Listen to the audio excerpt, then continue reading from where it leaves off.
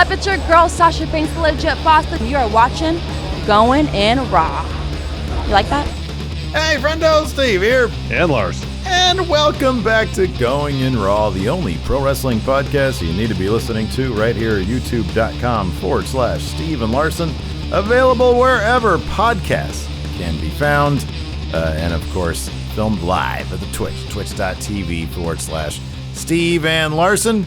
Very quickly, tomorrow we'll be doing our a gaming stream that happens to coincide with a pretty big event, the latest episode of Impact, and also something called... Don't try to trick people, man. We're doing an election reaction stream. We're going to play games on there just to kind of maintain This is our no sanity, game, Larson. This is no game. No, we're playing Among Us, and then we'll take in the results as they come. Join us tomorrow on the Twitch, twitch.tv/Steve and Larson.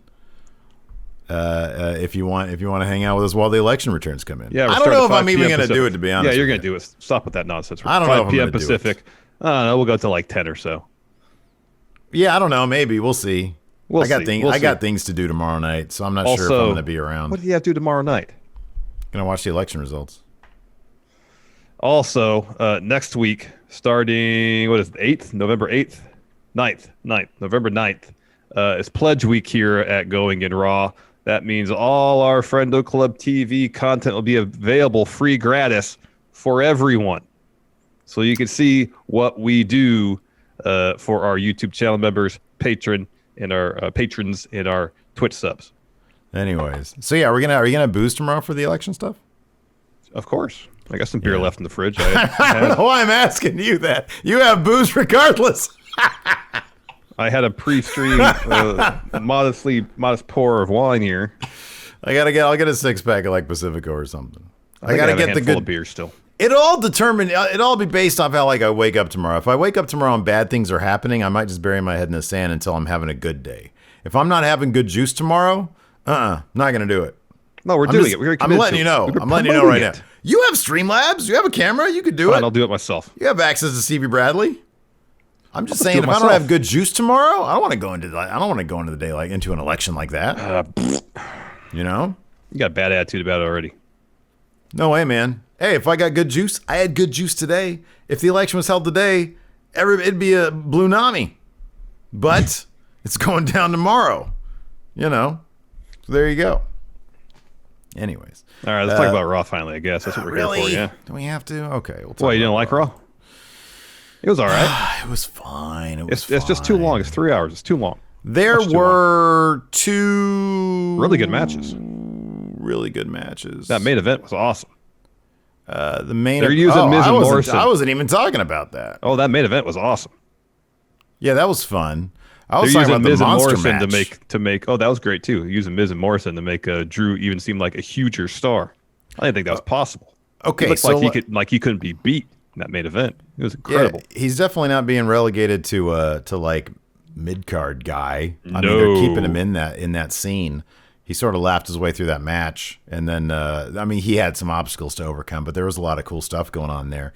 But so we saw at the beginning of the show, Miz and Morrison attempt their cash in, and then Drew came in and ruined that. I do really like Drew's new role of Randy Orton's guardian angel. Well, it's for the purpose of only one person is going to beat Randy for that title, and that person's name is Drew McIntyre. I really like that because you know what, dude? It's something solid, a role for him to take on in his pursuit of the title. It's not just, oh, how's he going to get another match with him? How's he going to? He's making his own opportunity by ensuring nobody else gets their hands on Randy Orton. Let me ask you something. I don't know if the odds are high, but the thought occurred to me. Will Drew find a way to procure himself that Money in the Bank contract to get his match against Randy Orton? You know what's funny? Didn't I have that idea? But it wasn't Drew. It was the idea of the Money in the Bank briefcase trading up. Because I think my idea was like involved AJ Styles, how he would get it off the Miz and then he would be the guy to cash in. I like that idea in general because I brought it up before. The Money in the Bank briefcase trading up, but it'd go straight to Drew McIntyre. That's a possibility. I think that'd be great. I know Drew has been lobbying to get a match, or talked in interviews, I believe, about wanting a match against Roman Reigns. You know, as we've seen in the past, wrestlers speaking publicly about wanting things in terms of wrestling matches doesn't always come to fruition. He talked about it again tonight on the show. So yeah, that's a possibility. I mean, I was half wondering, because it was obvious that they had, you know, the Survivor Series, you know, brand versus brand, just Raw versus SmackDown thing planned for at least a little while. I started to wonder, okay, did they take that title off Drew specifically to avoid a confrontation with Roman Reigns? It's entirely Survivor possible. Series. They might want to wait and save that match for the future, because that match is going to be money. Yeah, or they just want to avoid it because both guys need to look really good. And you know, without a Finn Balor, an NXT champion to eat the pin, that's not necessarily going to happen. I mean, there's always any number of ways you could do a wonk finish, but not a satisfying finish.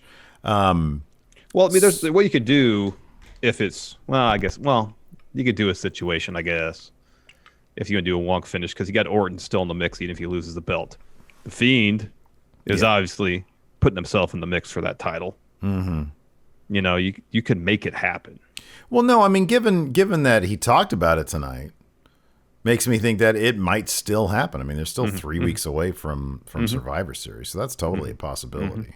No, I thought, actually, you know what, dude, I joked because I'm so looking forward to the election stuff tomorrow. I'm actually a big political. I enjoy the political process. I enjoy observing it happening, and so doing anything between now and tomorrow night is going to be a chore. That being said, I thought Raw was actually pretty enjoyable. I thought actually the two matches I was referring to was the Monster match and that was a lot of fun, yeah, and the tag team match. I thought that entire segment, you know, not a lot of people can get on the mic for 10 solid minutes and be entertaining back and forth. The New Day had me in stitches, and when they finished it, I wanted more. I thought it was great. And then to see Cedric in there with Kofi Kingston, two of the guys that are the most creative people in pro wrestling. Hold on, I'm interrupt, but you got some audio buzz going on your end there. Oh, do I? Yep. Is that better? Did that fix anything? All right, don't touch your mic, though. I won't touch anything. All right. Slowly backing away. There you go. To see Cedric and Kofi in there together, two of the most creative wrestlers that, you know, are working today, made me just want to see a lot more of those guys. Yep. But just in general, you know, MVP, who's great on commentary, selling Cedric being paired with Shelton so that he could sit on the learning tree, I thought was really, really good. Great. Yeah, I really, really enjoyed the hell out of that match. Yeah, I think that's a solid feud that I'd like to see more of in the future. Definitely. I definitely want to see at least one Kofi versus Cedric one-on-one bout.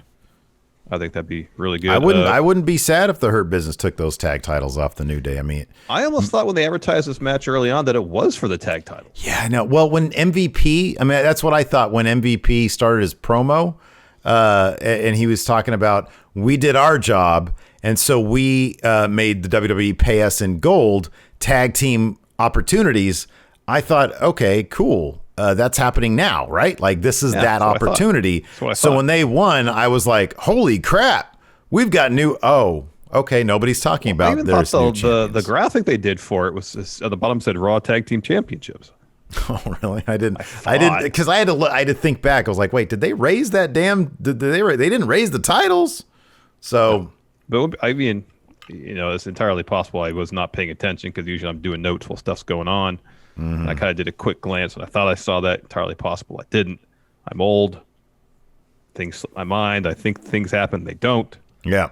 But nonetheless, my reaction was the same when Hurt Business won. I was like, oh, new tag champions. Wait, no? Yeah, no, we were on the same page on that one, man. It wasn't just you. Another strong showing I thought was from Tucker Knight. I didn't like. They said they said Ricochet versus Tucker, and they showed him in the ring. I was like, is this someone else named Tucker? Because he looks smaller. Like his gear was different. He didn't look as large. He has physically legs. Imposing as he did in Heavy Machinery. I don't know if he lost some weight. Maybe the pants just. I don't know what it was. But it looked like his pants he walked into the Performance Center with, because it still said Knight on back. I know. He hasn't gone by Tucker Knight in years. This is what I thought when Ricochet showed up. I was like, oh, who's he fighting? Who's he going to lose against today? And I saw Tucker in there, and I was like, wait a second. Hold on. Are Otis and Tucky in a thing right now? Because commentary was really selling Otis and Tucker. And I was like, is Ricochet about to job to like this weird jobber new brand of Tucky so that Tucky can look strong going in against Otis if they ever have a match, which seems like it'd be natural? And then Ricochet won in literally 2 minutes with a recoil. Yeah. And then Retribution is starting a thing with this whole thing was for Ricochet to get into a thing. Oops, sorry. Ricochet to get into a thing with Retribution. Yeah. What the hell's going on? I thought isn't Tucky and Otis going to have a thing? I thought so. This can go completely drop that. Fear and Loathing says Tucky lost on Main Event last week. What? I thought at least he'd take that L to Otis before that descent into being on the verge of maybe being released, but I guess not. What a disaster. Anyways, let's go ahead and kick this off to the top. But yeah, Raw was entertaining for good and bad reasons. Yeah, that's true. But there was a lot of good. Orton kicked things off with a promotional speech, a promo, if you will, where he talked about being the best, simply the best, better than all the rest. He calls out the locker room because he said he started listing names of people he's better than, and conspicuously he did name John Cena. He did. Who has more titles than him? A couple. But yeah. Anyways, he says I'm the best, and he calls out the locker room. He's like, if there's anybody out there, he starts naming names of guys, and then Alexa Bliss comes out. And he's like, he lowers the mic. And I like when they've been doing this a lot lately where you just get to hear what they're saying without the mic. And he's like, hey, okay, where is he? And she sort of raises her hands to her chin, and on her gloves, one says play and the other says pain. And then she lowers the one that says play, so it's just pain. And she says, he could be near. And then the Fiend's entrance stuff happens with the red lights and the stuff. But then the lights go in. So he's like, oh, freaking out and stuff. When the lights go back to normal, it's not the Fiend that's attacking him. It's a Claymore. It's Drew McIntyre with his Claymore. Drew picks up the title, looks at it, and he says, I dare you to give me my rematch. Until then, I'm going to make your life a living hell. So as he's about to leave, or as he is leaving, rather, the Miz and Morrison come running down with the ref. Miz is looking to cash in. The ref even says Miz is cashing in his Money in the Bank. The ring announcer gets to Miz is cashing it. And then Drew McIntyre runs back in there and destroys them all. It's great. And that's what he first says. Nobody's going to beat Orton except me for that WWE title. After you have a commercial break, you come back, Miz and Morrison interview. Miz says, I don't want to talk right now. Bell never rang. Cash-in wasn't official. Drew had no business sticking his nose in our business. He calls Drew a petulant child. He says, if Drew can't have his way, then no one else can either. He tells Drew, you lost. Get over it. Miz says it's time for someone to step in and become star of Raw. And Morrison says, Drew is just upset. The two guys in this. Oh, sorry. Morrison says Drew just upset the two guys in this company you don't want to make angry. It challenges Drew to a handicap match tonight, which would be our main event. Yes. After that, we had my bathroom break, which was an Elias promo. He talks about the universal truth going to number one. Let me look. It's a couple people noted this. Louise Marie, the friendo, noted this. His cover of Amazing Grace is pretty good. I mean, it's just sort of how it's like a House of the Rising Sun / Amazing Grace cover. It's pretty solid. I'll give him props for that. I just don't really care about this feud. So he says he's out doing press, and somebody asked, how do you feel about this guitar in the pole match? And he's like, you crazy? It sucks. And he says, I've got a song. And of course, before he's able to play the song, Jeff Hardy interrupts, and they have a match, a guitar on a pole match, which was fine enough. It was what it was. Elias at one point threw a stool at Jeff Hardy while he was up top trying to get the guitar. But in the end, Jeff Hardy did get the guitar and then comes down from the top with it. That was cool. And the damn thing doesn't even break. Not at all. Yeah, and then he Fender builds some sturdy guitar machines. Yeah, he gets 3 with that, and then he goes over and he smashes the guitar over the pole. So Elias takes the L there to Jeff Hardy. Yeah, I'm sure they'll have another match on a pole match. Probably several more. Yeah, probably. After that, we had Mandy Rose and Dana Brooke challenging for the women's tag titles against Nia Jax, Shayna Baszler. As the match was about to begin, Lana comes down ringside, I guess just to watch the action. As a situation where Nia and Shayna were by and large in control. Dana and Mandy were getting a little bit of offense in here and there. Towards the finish, Shayna sent out of the ring, and she grabs onto Lana like she's going to attack her. Dana hits her with a sliding drop kick. Back in the ring, she looks for a handspring elbow. She handsprings right into clutch. Lana gets on the apron, and then Shayna, this boggles my mind. So you got your opponent in your finish. Like, you could win right there. Match is over. Why bother with Lana getting on the apron? It just boggles my mind, like, from a character motivation standpoint, why you would do that. Anyways. So Shayna releases the hold, tries to bring Lana into the ring. Dana rolls up Shayna. While this is all happening, the ref is distracted trying to get Lana back out of the ring. So Dana has Shayna rolled up for like 10 seconds, basically. Eventually comes over, starts to count the pinfall. Shayna kicks out. When she kicks out, she pushes Dana into Lana, knocks her off the apron, locks in the clutch for the win. All right, before we continue, here's a word from our sponsor, HelloFresh. Get fresh, pre-measured ingredients and delicious seasonal recipes delivered directly to your door with HelloFresh, America's #1 meal kit. Yeah, with HelloFresh, you can skip all those trips to the grocery store and make home-cooked meals that are easy, fun, and affordable, and they're all delivered right to your door. And not only is HelloFresh convenient, it helps you save money. You can save up to 40% by using HelloFresh versus grocery shopping, and all the meals are top-notch. HelloFresh offers delicious recipe options every week to help you break out of your recipe rut. And there's something for everyone, including low-calorie, vegetarian, and kid-friendly recipes. I'm particularly fond of HelloFresh's pulled pork fiesta and beef bulgogi bowls, and every recipe has been easy to follow with simple steps and pictures to guide you along the way, and they all take about 30 minutes to make. So go to HelloFresh.com/GoingInRaw90 and use code GoingInRaw90 to get $90 off, including free shipping. Again, that's HelloFresh.com/GoingInRaw90 and use code GoingInRaw90 to get $90 off, including free shipping. After that, we get a brief Randy Orton interview where he basically just says a bunch of stuff and says who's going to get the 3 most dangerous letters, RKO. After that, we have R-Truth versus Bobby Lashley. But before the match kicks off, R-Truth has an interview. He is under the impression that he's out there to meet Bobby Boucher from the Waterboy, and he wants to get his water bottle autographed.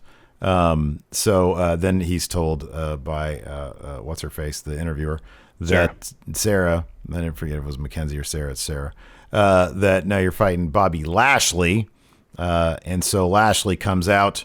Truth really doesn't want to get his ass whooped, so he just lays down for Bobby. Bobby's reaction was pretty funny though, because he leans over and says, "No, I don't want to do that. I want to put you in this." Yeah, that's pretty great. He makes the Hurt Lock sign, the universal sign for Hurt Lock. No, I don't want to do that. I want to put you in this.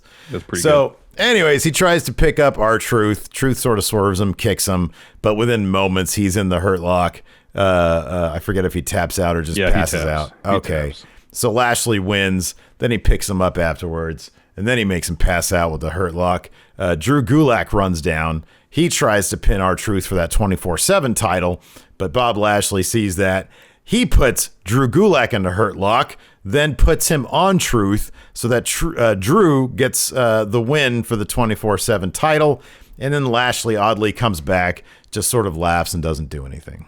Yeah. So I was hoping he'd win that 24/7 title. I'll just give it back to Shelton. Oh, yeah. Yeah. He didn't do that. No, he didn't do that. So after that, we had Grand Metalik and Lince Dorado. They're backstage. They say they're talking about Drew winning the 24/7 title. They're going after him. They run into Jordan and AJ Styles. AJ is like, "We have a problem here." They say, "No, we're just about to go the other way." After that, Nia Jax interview. Sarah says Lana's name. Nia tells her not to say Lana's name. It says Lana's on our team. Thinks at Survivor Series thinks she can put my title in jeopardy because she put Lana through a table. Nia says by the end of the night, Lana will not be on Team Raw anymore. No, on second thought, she says, I'm going to end her career. So match between the two of them later on. This next entire segment was great from start to finish. It was AJ Styles comes out and he declares himself Team Raw captain. He says, this past Friday, we learned SmackDown isn't messing around at Survivor Series. They've already got Kevin Owens. They got Jey Uso. He says, but we have the advantage because SmackDown lacks a true leader who can mold the team. And then he says, Captain Styles reporting for duty. So he's declaring himself captain. So what's going to happen is Seth Rollins is totally going to be on Team SmackDown. Yeah, that sounds right. Why do you correlate one with the other, though? Because AJ's been going on about this, I'm the leader of Raw ever since Seth left. And yeah. And they had a little thing, too. Yeah, sure. Yeah. So anyways, he calls out, or he brings out, rather, his teammates, Sheamus, and then Keith Lee. And, of course, Keith Lee gets on the mic, and he's like, whoa. We never agreed that you're captain. And, by the way, because AJ came out with Jordan, he says, your bodyguard doesn't intimidate me. And AJ's like, well, Sheamus, what do you say? And Sheamus is like, you know what? I got to admit, I agree with Keith Lee in this situation. So they go back and forth a little bit. Braun comes out, and Keith Lee is like, hey, wait, we had to qualify. You need to qualify as well. Braun correctly points out that his bona fides for Survivor Series matches in particular are pretty damn solid. I kind of agree with the guy. He probably shouldn't have to qualify. But this needs to be settled at some point. Scrap Iron comes down to the stage, or he comes to the stage, and AJ's like, hold on a second. How about this? Since we've got a bit of a face-off here, let's get or stalemate rather. Keith Lee, Sheamus, Braun Strowman. It could be his qualifying match. If he wins, he gets to be on Team Raw. Scrap Iron says that sounds good. If everybody else was in agreement, everybody else seemed cool with it. Mm-hmm. AJ was really good on commentary. His reactions were great. He was selling the fact that this might not be a great idea.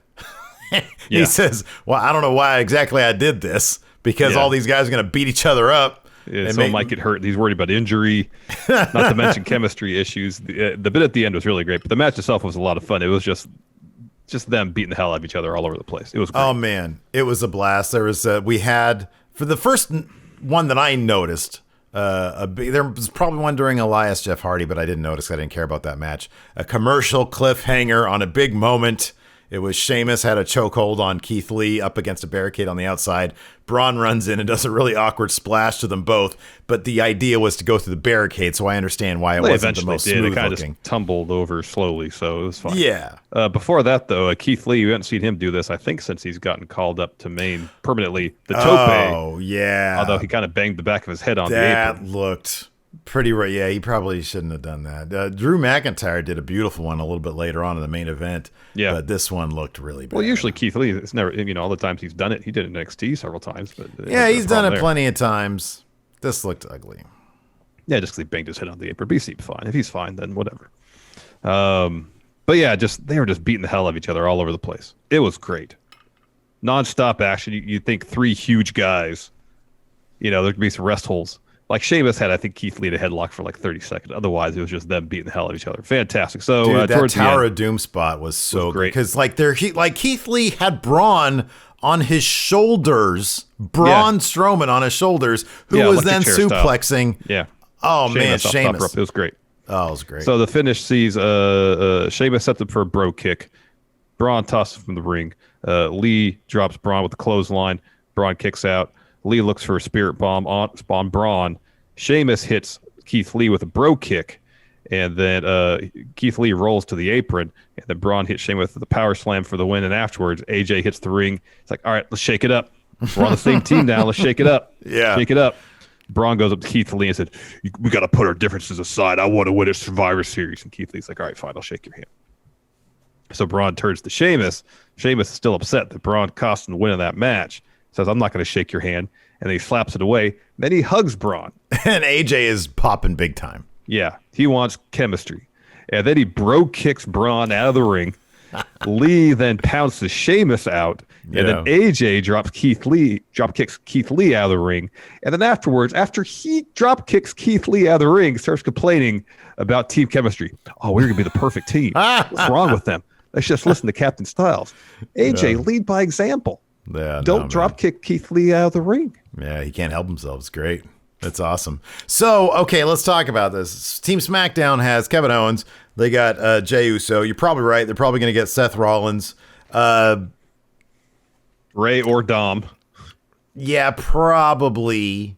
I mean, throwing Murphy in there is a possibility. Daniel Bryan's a possibility. No, maybe. Daniel Bryan lost to Jey Uso. He's not going to be on the team probably. Oh, that was a qualifier. You're right. Unless they do some sort of second chance thing. Yeah, no, you're probably right.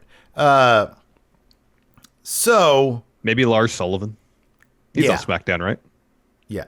Clearly, Team Raw has the advantage in terms of the actual members of the team. These guys are huge. And if you're adding Seth Rollins to any team, even what happened tonight, doesn't Team Raw have the chemistry advantage? I have a hard time thinking Team Raw is going to lose this. Well, you see Seth Rollins and Kevin Owens, if they're in the same team, they have issues. They've had issues in the past. If either Dom or Ray is on the team, obvious big issues. Massive issues. Jey Uso is there as the representative of not SmackDown, mind you, of Roman Reigns. Issues. Yeah, there's issues across the board. Day one issues. That's nice. I mean, that's was what good. they're. Come on. That's what they're doing with like the women's team too. Lana came out there ringside, not so much to advance the story of issues amongst the women's team on Raw, because now Lana or Mandy and Dana can point to Lana and say, "You cost us a chance at these tag titles." Issues. What was when Braun was listing off his accomplishments for Survivor Series matches? Yeah, he said he won like 12 Survivor Series matches, right? Something like that. You think that the odds favor him because he does have that pedigree. Yeah. Or he does have those accomplishments. Yeah. All my confidence points might end up going to Team Raw men. Wow. Maybe. We'll see. Anyways. Oh, no, Roman Reigns has a match. That's where all my confidence points are going. Yeah, that's not a bad point. So this Angel Garza promo was kind of, I mean, I get the point of it. It wasn't exactly a high point of the show, though, in my estimation. No, it was dumb because he was just basically talking to the camera, but was he like hitting on the camera person?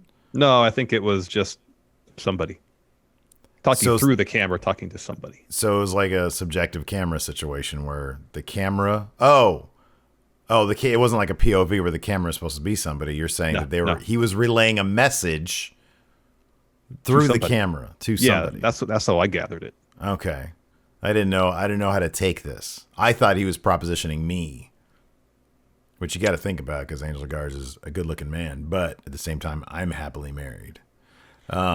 So, anyways, After that, we had a brief Drew McIntyre interview where he mentions Randy now has a 6'5" guardian angel, me, so the Fiend can back off. So I get that Survivor Series match against Roman Reigns. And as for Miz and Morrison, they're going to get a 2-for-1 special, Claymores for all. That was great. Drew's so damn good. He's good. He's amazing. After that, Firefly Funhouse, Alexa Bliss, looking like she's a regular on the Funhouse. And then tonight's episode is dedicated to 3 most important letters in wrestling today. Huskus asked if it's P-I-G. No, of course, it's RKO. Abby says Orton can go F himself. That was great. The punchline of this whole thing was really good, too. Yeah. Alexa says there's no foul language in the Funhouse. Abby, you got to put not a nickel, a dime in the swear jar. And then Abby says Bliss can go F herself, too. Mm-hmm. Bray says, once upon a time, Randy was a very bad man.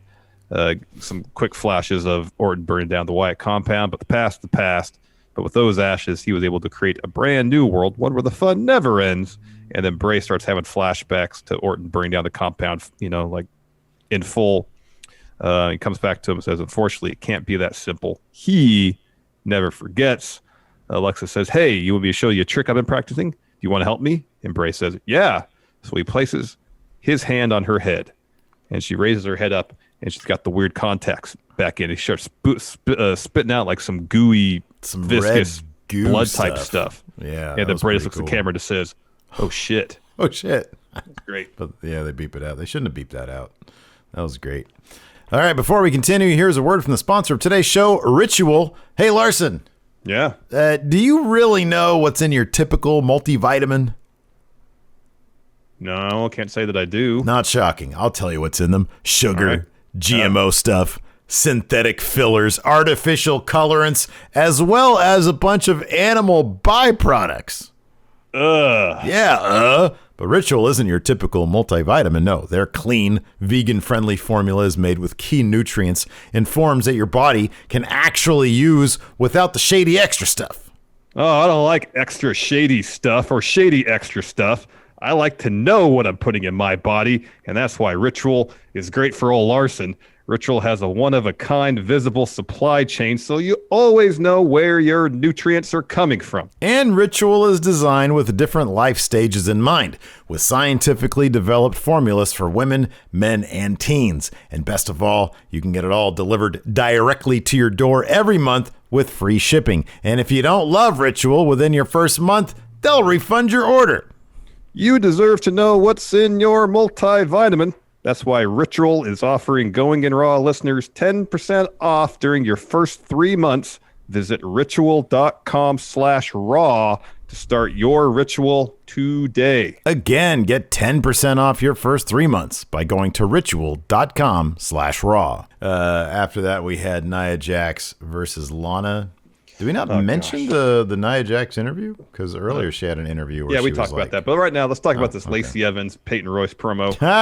Why do they break up the Iconics just to put Peyton Royce into another tag team? They have less than zero chemistry.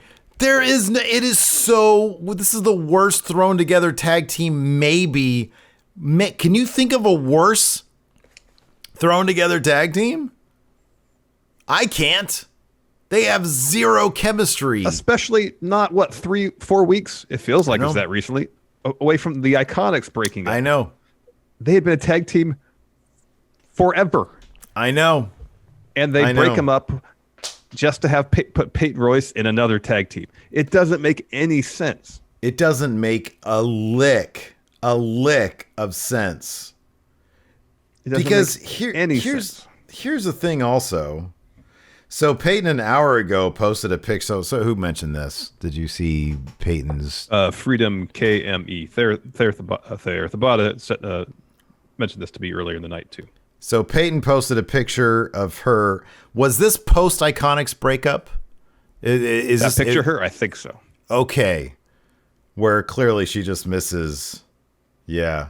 Yeah. The first comment here from somebody named Catherine Nikita says, split up a team of real friends to create a solo run to actually a new tag team now.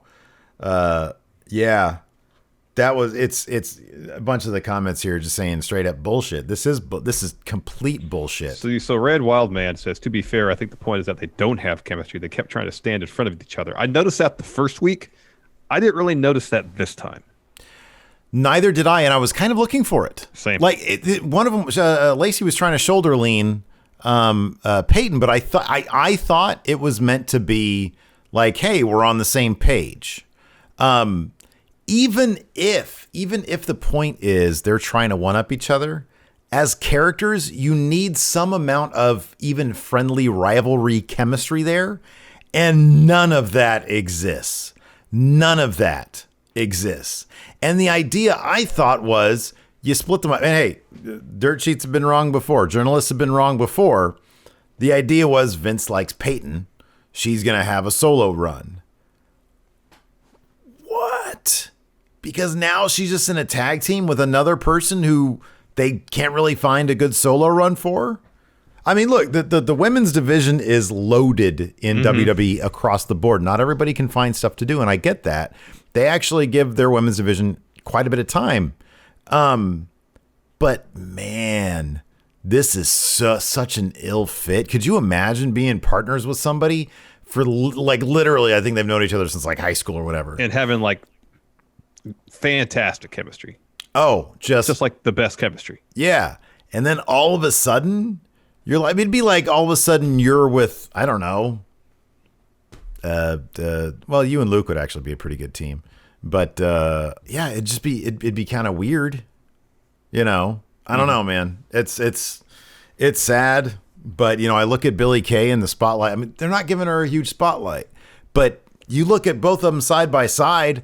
Billie Kay's in a way better position on SmackDown. Yeah, way better. Yeah. So they were all Lacey and Peyton were talking about how Lana and the announce table weren't going to make it out of this match in one piece, pretty much. So Lana had a picture-in-picture promo. She says something like, you know, I keep going through tables and I realize only I can keep myself from going through tables. And says, tonight I'm turning the tables on Nia. This match went about how you would expect. Nia pretty much throwing Lana all over the place. Ooh, yeah. Lana got a couple moves in. A couple times Nia covered Lana only to pick her back up before the 3 count. In the end, Nia's hitting some more shots. Lana kind of keeps getting up, and then Nia says, all right, I'm going to finish it here. Samoa drop for the win. Nia and Shayna are about to leave, and then Nia motions to Shayna, get back in there. She runs to the ring, tosses Lana out. Nia throws her into the barricade, and then tells her, hey, you don't deserve to be in the ring with us. Puts her through the announce table again. Yoshibal here says it was uncomfortable. Actually, so assuming, and this is a massive assumption, but I would be, at this point, kind of shocked if they didn't tell this story, if this story didn't conclude in a way that was positive for Lana at Survivor Series. Like, if there were fans there, it would be a huge, huge pop, a huge moment for her to, maybe she's in... There's 3 remaining people. It's her and 2 members of Team SmackDown. The odds are stacked against her. But what we saw tonight against Nia Jax was she has resiliency. If nothing else, she has resiliency. Like, she can take a beating and keep on coming back. Yep. And so if this doesn't turn into Nia specifically and Shayna and the rest of Team Raw rooting for Lana and watching her win this match for them, then if that's not the case, what the hell are they doing? Because this story is actually being really well told, assuming they give us that finish. It's being really well told. Yeah. Assuming we get that finish. Because that's a big moment. And that's going to be a really, really great moment for her. And it won't just feel like, hey, kind of does now. Vince just likes to put people through tables because it makes him laugh. There might be an actual really, really good story they're telling here at Survivor Series. So Night by Night has an idea. Says they put her through the table at the beginning of the match, and then she gets the fluke win. I think if it's a situation where they put her through the table at the beginning of the match, maybe Team SmackDown seems like they have won. Oh wait, Lana's still at how she won the Battle Royal. Yeah.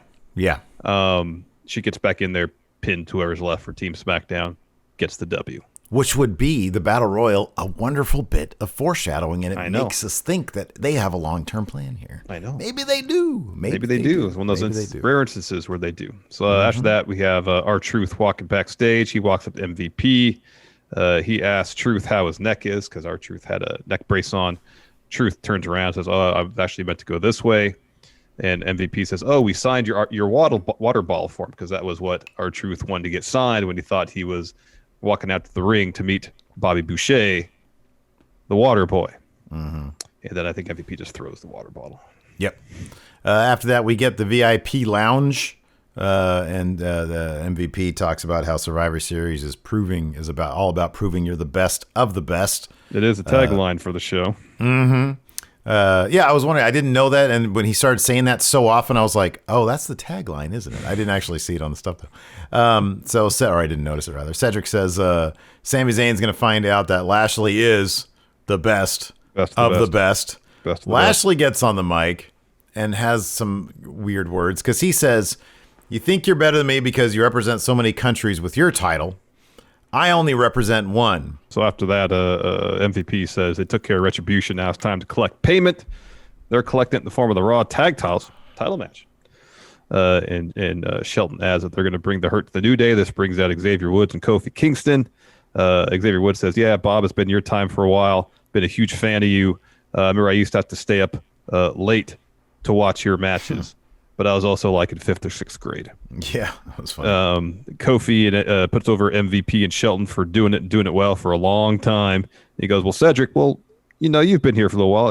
I'm sure you'll do great things as well. They say the New Day's most decorated tag team champs ever. And there's a bit of confusion between Xavier and Kofi about how many title reigns they exactly have had, whether it's 9 or 10. Later on, Kofi says he's won more titles than all the Hurt Business combined, including, of course, WWE Championship, which none of them has won. MVP says Kofi's win was historic. There's a great video of him of MVP watching Kofi win the title, and getting. I think he starts crying a little bit. Wasn't he with like Shad? I think. Yeah, he was. Yeah. And he asked, how'd that work out for you in the end, though? You lost to Brock at 8 seconds, and he says, I guarantee you, Lashley could do it quicker. And then Kofi says, well, from what I hear from Lana, Lashley can only last for 8 seconds. That was good stuff. That was really good stuff. And then MVP's like, you guys are all about the jokes. We're all about hurting people. And then at the end, I think, was it Kofi? I think says, Xavier says, when they talk Hurt Business, all people talk about now is another 2020 business startup. And he says the only profits New Day are worried about, Street Profits, because they'll be facing them at Survivor Series. Then we got the match. It was really, really funny stuff. It was really entertaining stuff. As was this match. This match was ridiculously fun. We already talked about it a little bit. There are some really great bits. Xavier Woods really has a pep in his step these days after having come back from that, freaking ages-old injury of his.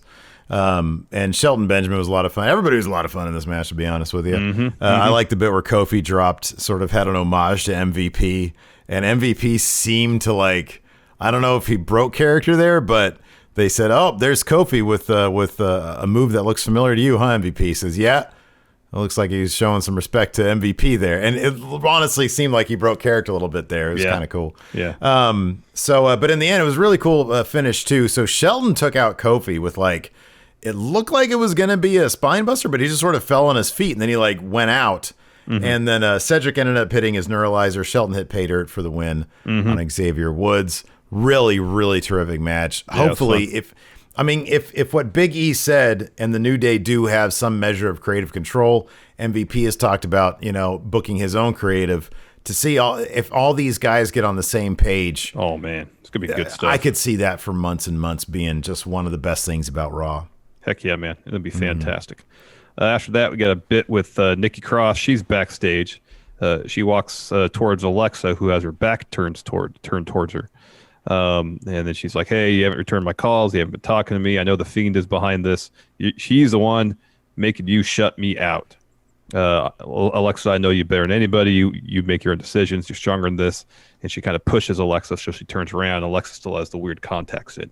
And Nikki's like, I don't want to deal with this. Bye. And she leaves. She should have had that nasty goo coming out of her mouth. I know. So after that, we already talked about this a bit. Ricochet. It's like NWO Tucker. It seemed like NWO Tucker. Yeah. He had a jobber entrance. And yet for some reason, I was still like, is he going to beat Ricochet? That's where my mind goes. Jobber tights with his name on the back. It was like the tights I swear it's the tights he showed up at the Performance Center with. Yeah. That's what it seemed like. Like he got him out of mothballs to put him on. Yeah. Because they didn't want him to wear the heavy machinery gear. So Ali comes out. He stands on the announce desk to just be an ominous figure. Ricochet wins in literally maybe 3 minutes, but it felt Someone in like chat said 41 seconds. Whoa, are you serious? That's what they said in chat. Wow. Eeh. Anyway, so that wouldn't shock me. That would not shock me. So anyways, he gets the win with a recoil. Ricochet gets a win with a recoil. After that, Retribution hits the ring. They take out Tucker first. No, they toss Ricochet out first. Yeah, they toss him out first. Take out Tucker. Go back after Ricochet. Bring him back. And they give him a double choke slam thing. So, hey, man, Ricochet versus Retribution. It's kind of it's a win-win situation. Either Ricochet gets a big win against Retribution, who can't win, or Retribution actually gets a win here. Maybe Ricochet ends up with Retribution. Yeah, maybe. Yeah, I know. After that, we have Drew backstage. He runs into Sheamus. He's like, hey, good to see you. This felt so natural. This was great. Yeah, I really like these guys get along. Yeah. Sheamus then tries to recruit Drew to Raw's Survivor Series team. Drew says, nothing make me happier than fighting side by side with you again. Kind of preoccupied with his Randy Orton business. if I'm going to Survivor Series, it's going to be as WWE champion. And Sheamus is like, cool. Good luck in your match tonight. Beat up Miz and Morrison. Which he does. Which he did. That was our main event. That was up next. Drew McIntyre versus Miz and Morrison. Really fun match. He was really easily handling him. A couple times on the close-up, he was laughing through the match. Our commercial cliffhanger saw Drew McIntyre Alabama slam Morrison onto Miz on the outside of the ring. After the commercial, Miz and Morrison had taken over. At one point, Drew gave an homage to Sheamus with some clubbing blows. Yeah, that's to 10 Morrison. Beats of the whatever. Yeah. Yeah. This was a cool bit. Morrison crotched Drew into the Tree of Woe and was about to execute some cool move, but Drew did the thing where he springs up and he German suplexes Morrison, but Morrison's so great he does a full flip flying across the ring. That was rad. Miz tagged in, got just utterly destroyed by Drew. Drew hit a spine buster, goes for a pin, and Morrison just flips in and onto Drew to break that up. Miz hit skull crushing finale. Not shocked. Drew kicked out of that. Drew hit future shock. Morrison pulled Miz out, but Drew does a flip onto them from inside of the ring to out. He did not hit his neck on the apron like Keith Lee. Keith Lee's looked like if I tried one of those. It looks so ugly. Anyways, after that, Drew pulled him back in the ring, got a Claymore for 3. Fun stuff. Right after the match, Randy Orton hits Drew with an RKO, holds up the title. Then we hear the Fiend laugh, and the whole edited thing takes us out of Raw. That's your Monday Night Raw recap. Yep. Not a bad show. Nope. Let's take some questions. Yeah. I think that sounds like a delightful idea. Lord Corgi says they should have had The Miz pin Randy. They opened up the briefcase and there's just a ham in there, thus voiding the win. Dan Barber. Considering nothing's going to be happening till after Survivor Series, what do you think the future of the United States Championship should be? I mean, I was really hoping if that Ali would get a crack at that belt, but I don't know if that's going to happen now. Yeah, it doesn't seem likely. Other potential candidates for that title? I mean, dude, if they had kept the New Day together, Big E, easily. You know? Mm-hmm. Oh, that'd been really good, too. That'd have been great. iHicks35 with a sub. Thank you. Flat says Sean Ross Sapp is dressed up like Taylor Swift, and Denise is Hollywood Hogan, worth a peek if you have a free window or after going in Raw. I saw it on Twitter. It's pretty great. That's awesome. Because the frame of Sean's window is like the cover to what Taylor Swift album, 1989, like a Polaroid. Okay, sure. Yeah. Really well done. That's pretty funny. Dirty Rich says, anyone else get that oh shit feeling when Miz attempted to cash in? I thought it was one of those moments where if the fans were there, it would have been a bit more electric because everybody gets that feeling when a cash in's about to happen. I didn't. In the back of my head, I figured Drew would break it up, but you also freak out a little bit because you're like, oh, Randy's just going to kick out of whatever's going to happen here. He's Randy Orton. Crushing finale. And it's the Miz. I know. But I do appreciate the plot device of the potential cash in. I mean, Miz has him and another guy. But they're fairly hapless. Yeah, they are. They are. They don't have to be booked that way, They don't have to be booked hapless. But they are. But they are. Kyle says this match in promo time was the first time Keith Lee felt like Keith Lee since he was called up to Raw. Felt so good to see the Lee of old somewhat back. Yeah, he was great. He was great in the match. He was great in the segment. He was fantastic.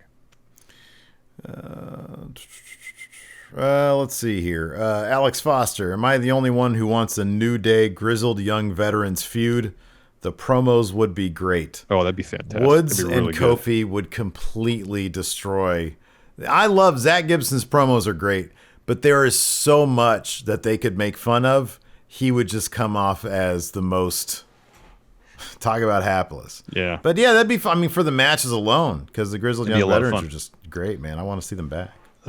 Jeffrey says I assume this is Peyton and Lacey, continue the awkward. So Jeffrey Nerd, sorry. They continue the awkward chemistry on Raw Talk. So, I mean, if they're getting a story out of this, all right. I just feel like they got to know there's going to be some pushback once they break up the Iconics and then put Peyton right back in a tag team. I think you're going to see that Peyton is, dude, I'm not going to say she's going to be starting from scratch, but I do kind of feel that, and I mentioned this extensively on the SmackDown recap, their dynamic was such that Billie Kay, personality-wise, could carry on way more easy than Peyton Royce. Peyton Royce was not, personality-wise, the leader of that group. Billie Kay, if you watch any of their skits, Billie Kay is totally the anchor. Completely and totally the anchor. And so Peyton Royce might be starting from scratch when it comes to finding her character, because prior to this, it was so based off of her interaction with Billie Kay. Jeffrey Nerdigan says Lana moving up the card, entirely possible. It's possible. Dog Authority Figure says, how would you rank the different music gimmick wrestlers? Honky Tonk Man, Elias, Double J, 3 Count, and the Kiss Demon are the examples he gives. Oh man, there's like no good examples. What about the West Texas Rednecks?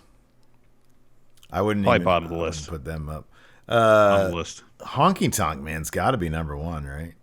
Him or Jeff Jarrett. Jeff Jarrett, like, granted it was Dad's promotion, but won a ton of belts.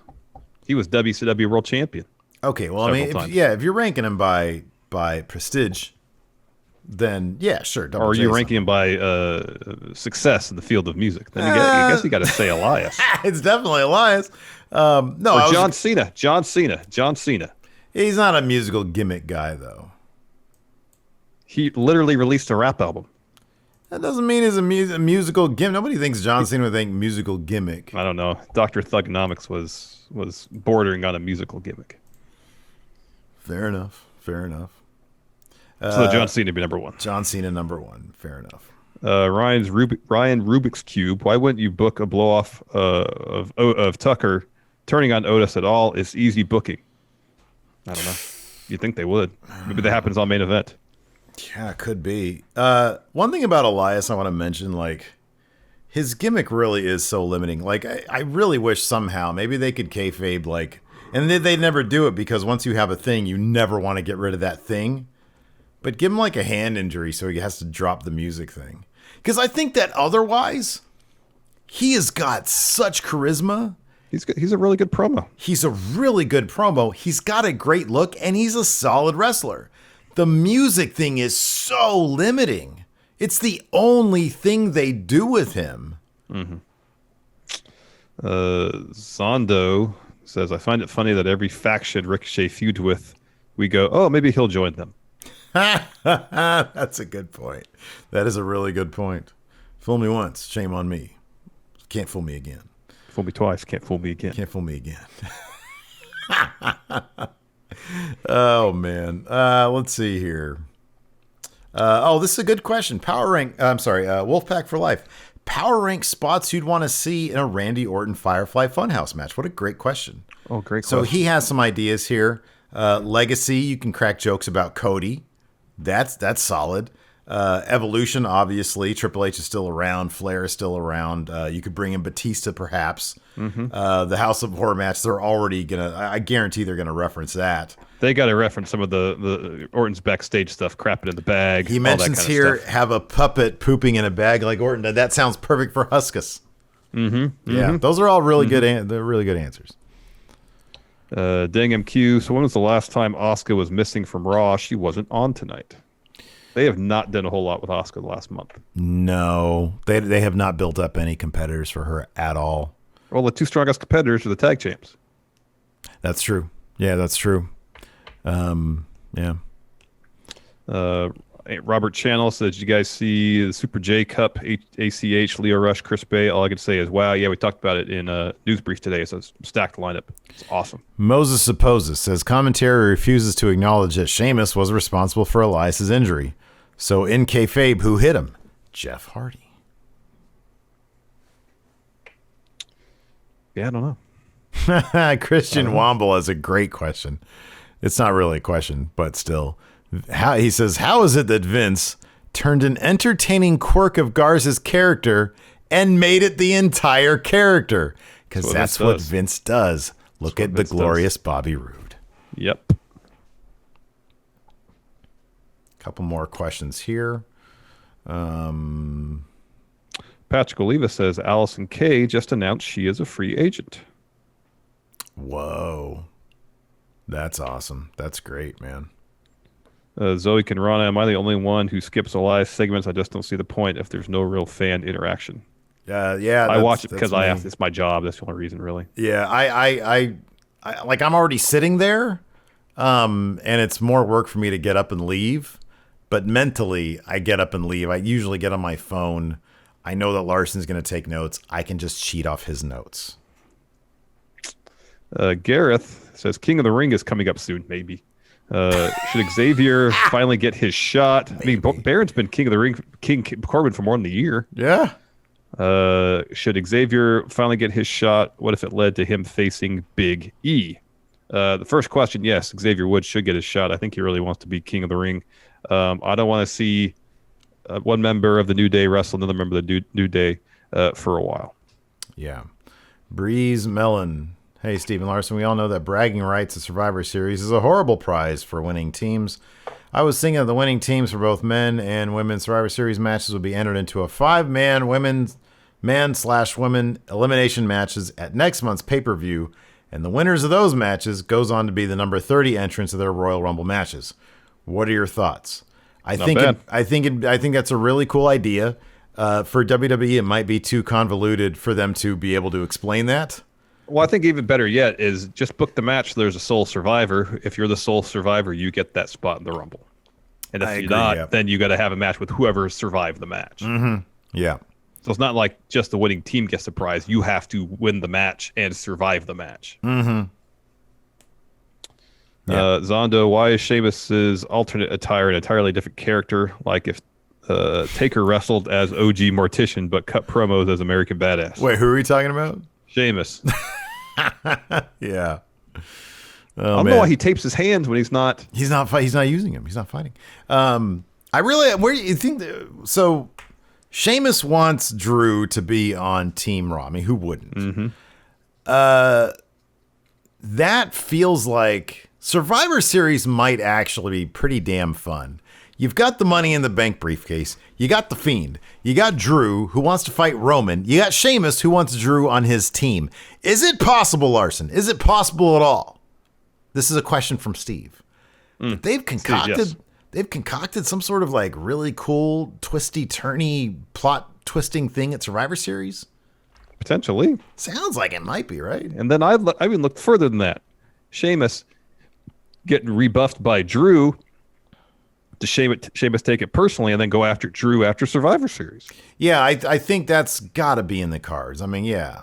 You don't say no to a guy like Sheamus. John Elite says this Retribution storyline is confusing. Why the hell would WWE give them contracts and draft them when their sole mission is to destroy the company? They have merch now, too, on WWE Shop.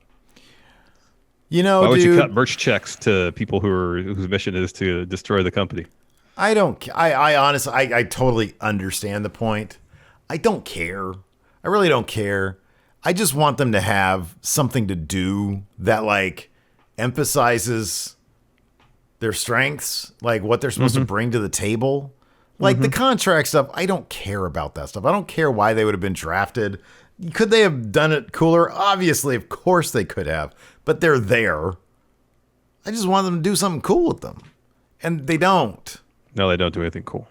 White Brownie, and then who else mentioned this? O-Dog says, Reckoning, Mia Yim challenged Asuka in like a WWE exclusive interview. That's cool. Right on. That'll be a good match. Folsom Joe with the gifted sub to Dave F1972. Pay it forward in the words of the amazing Bruce Green.